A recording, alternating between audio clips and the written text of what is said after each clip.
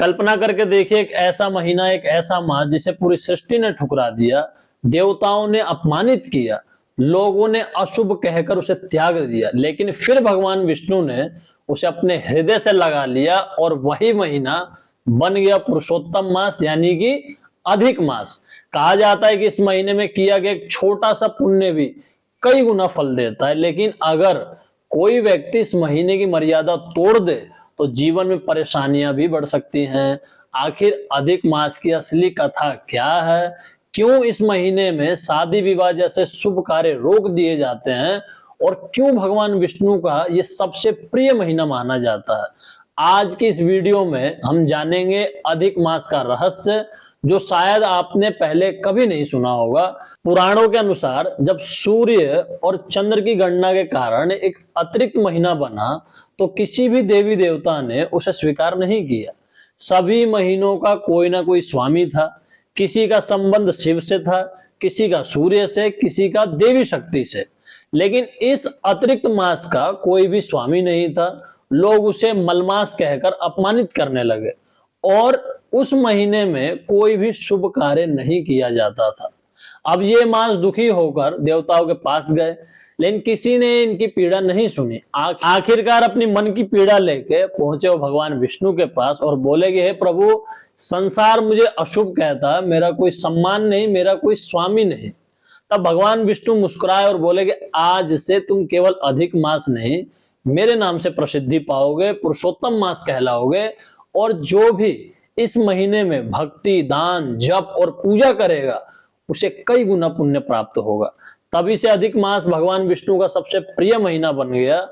अब हम लोग बात करेंगे कि इस पुरुषोत्तम मास में, पुण्य मास में हर एक व्यक्ति को क्या करना चाहिए कि भगवान विष्णु की कृपा उन पे सदैव बनी रहे।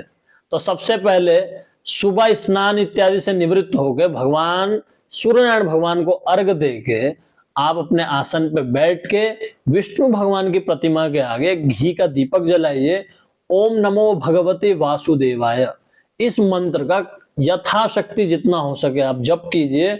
अगर आपको विष्णु सहस्त्रनाम का पाठ आता है तो पाठ कीजिए, अगर आपको भगवत गीता आती है तो भगवत गीता का पाठ कीजिए, और अगर आपको भागवत मूल पाठ आता है तो, पढ़ा है तो उसका भी पाठ कीजिए। अगर इन तीनों चीजों में से आपको कोई भी चीज नहीं आती और उसको सुनने का मन है तो एक विद्वान ब्राह्मण का चयन कीजिए और अपने घर में संकल्प लेके पूरे पुरुषोत्तम मास उसका पाठ करवाइए। जी हाँ, अब हम लोग बात करते हैं कि क्या नहीं करना चाहिए।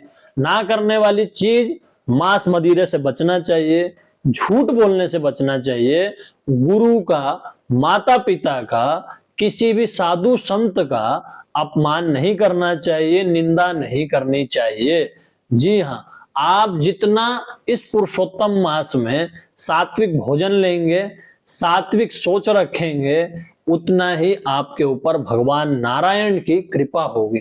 तो इस अधिक मास में आप लोग निस्वार्थ भाव से नारायण की शरण में जाएं और जितने आपको उपाय बताए हैं ये उपाय जरूर करके देखिए।